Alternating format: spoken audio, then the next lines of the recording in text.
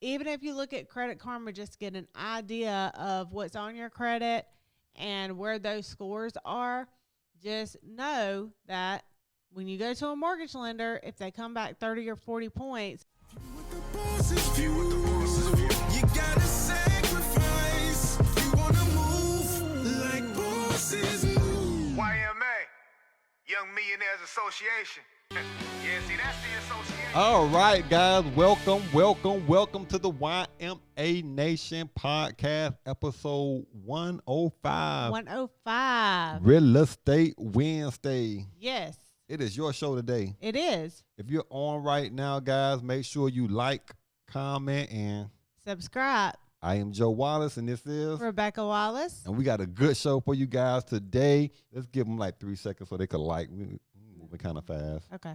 Let them, that was my first time on it to subscribe. Let me push the button. Yep.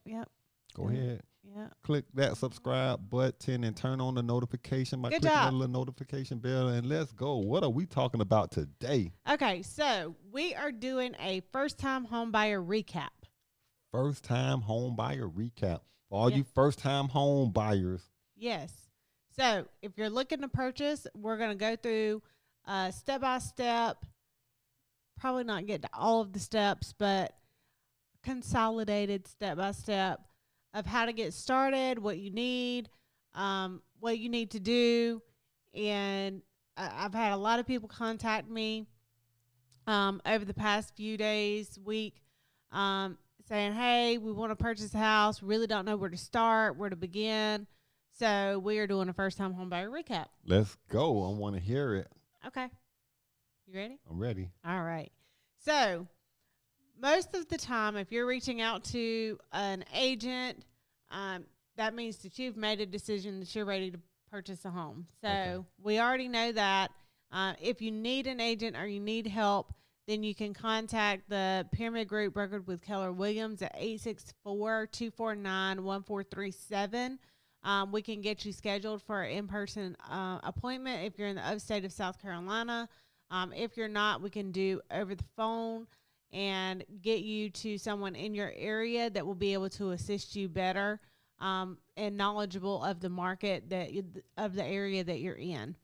So And it's free. It's a free call. it's a free call. And it's free to come in if you're in the upstate. So that's the first step is you want to get with an agent so they can guide you through the process. We'll sit down with you and we'll go through what I'm about to go through right now as well. Okay, let's do it. So first and foremost, before you get to your agent, you want to develop some sort of a budget. I can't tell me how many times I ask prospect clients, well, what do you want your monthly mortgage payment to be? What is the purchase price that you want to stay within? And I can't tell you how many people say, well, I don't know. Well, that's a key part and aspect of you purchasing a home. You have to know what you're able to afford in a mortgage month over month, and that's going to dictate the purchase price of the home that you're going to be looking at. So you need to create a budget. If you don't have one, then that is something that Masters Credit could help you with. You can contact 864-249-9466. We have a budgeting tool that will help you create your budget if you need assistance with that.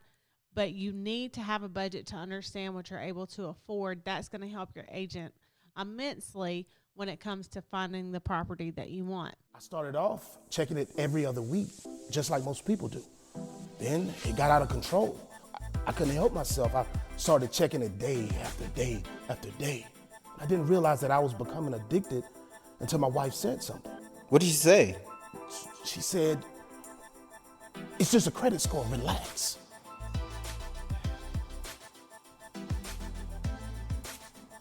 Are you checking your credit score? Huh? Hold on. If you're on the opposite side right now, if you're just seeing this on if you're a viewer, I should say, if you are a viewer and you're trying to understand what she's saying by how does that correlate, like having a budget, understanding how do I supposed to know how much I can afford, right? what you should consider is how much are you paying now in rent? Right. Like that would be important. So you say if I'm paying $800 in rent right now, can I pay $1,400 on the mortgage? So can you pay out $600 more in a mortgage? That in your mind, you may like want that home, but can you truly afford that $1,400 payment per month? And that'll help you to avoid like a foreclosure or having to have that home seized. Properly budgeting. Right. Okay, so the next step is a lot of people don't know where they are credit-wise. Not that they know they have bad credit. A lot of people just don't know. They don't know what their credit scores are. They don't know, what's on their credit report. And what I'm seeing a lot of is the lack thereof. So a lot of people just lack credit in general. Right. So it's very important to understand where your credit is, what your credit scores are. Now, this is another thing that has came up. I cannot tell you how many times I've had this conversation in the last probably 30 days. What you see on Credit Karma and what you see on Credit-wise and Equifax. And what you see on Identity IQ, and what you see on blah, blah, blah, my credit score, or whatever site that you're on looking up credit scores. When you go to a mortgage lender, you can go to 3 different ones and you're going to get 3 different scores. The scoring models are different. You can pull them all day long. There's different scoring models. It is a very intricate process to explain all of that, but just know that they're different. So it's hard to dictate what your score is going to be when you get to a lender using any app or any credit monitoring service, because what that lender pulls is most definitely going to be different. It may be a few points. It may be 30 or 40 points. It may be 50 or 60 points. The mortgage FICO scoring models weight things differently than other scoring models do.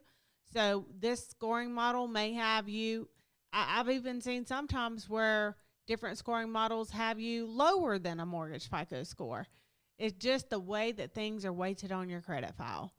So just, even if you look at Credit Karma, just get an idea of what's on your credit and where those scores are. Just know that when you go to a mortgage lender, if they come back 30 or 40 points, well, Credit Karma is just, sometimes those sites are going to be way off from where you are when you get to a lender. Get with an expert that's going to be able to help you understand what those mortgage lenders are looking for. Get with an agent that has built relationships with lenders that are going to help navigate you through that process so that you're just not going to get a whole lot of inquiries that are unnecessary if you're not ready yet, if your credit isn't ready yet. Can I jump in? Yeah. Because I think you was just so engaged into the conversation with your viewers. I don't want to say nothing, but I'm just going to say something real quick. Go ahead. Always over-prepare. Right. I would advise you guys to over-prepare. So if you know Credit Karma is going to be wrong, don't wait saying, well, they told me I need to be at a 620, and then you get to a 620 on Credit Karma when you know that when a mortgage lender pulls your credit, it's a good chance it's going to come in lower. So over-prepare. Get that Credit Karma to a 660 or a 680, or get your IDIQ. Like I said the name wrong. Identity IQ. I said IDIQ because we say that around the office, but Identity IQ. Get it to like a 680. So if the mortgage lender pulls it and you come in at a 630, you still qualify. Right, right. I just want to throw that in there real quick. Over prepare. Right. So, also you want to do your research. So when you get with the agent, you have an idea of the area that you want to live in.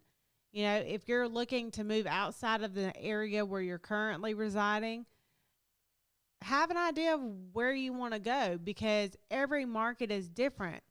So if you say, well, I don't really know where I want to go, but and you don't really know the price point, then, you know, it kind of leaves your agent at a, well, you know, I'm trying to help navigate you through the process, but we need a little more information. So it's good to have an idea of, hey, you know, I've researched this area. I've drove around these neighborhoods. I've, you know, driven around and shopped in these locations. And I know that this is an area that I think I would like to live in. Just have an idea, because what we don't want to do either is you buy a house in an area and then you get there and then 6 months later you're like, I can't stand this area. You know, Right. because the research wasn't done before you moved to the area. And you have to also make sure it makes sense too. Mm-hmm. So you can't say I want to stay in a certain area and you make X amount of dollars per hour, or a salary like $30,000 per year salary, but you want to stay in an area where the going houses are selling for like $300,000 and above. Right. So you have to make sure it makes sense too. Right. All right. So once you meet with the agent and you have that conversation with them about your needs analysis, what they want to do, they go over all of the real estate documents that they need to go over with you and explain those to you.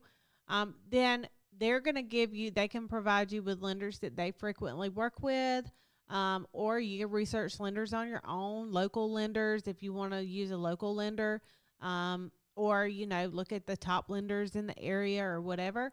Look at the reviews, look at what products they offer and things of that nature. And then you want to get your pre-approval, because the agent's going to want to see that before you start looking at houses. Why? Because when you go to put an offer in, that seller's going to want to see that you're pre-approved for the amount of house that you're trying to buy. Pre-approval, guys. And to get your pre-approval, you have to have your credit right. I mean, it's hand in hand.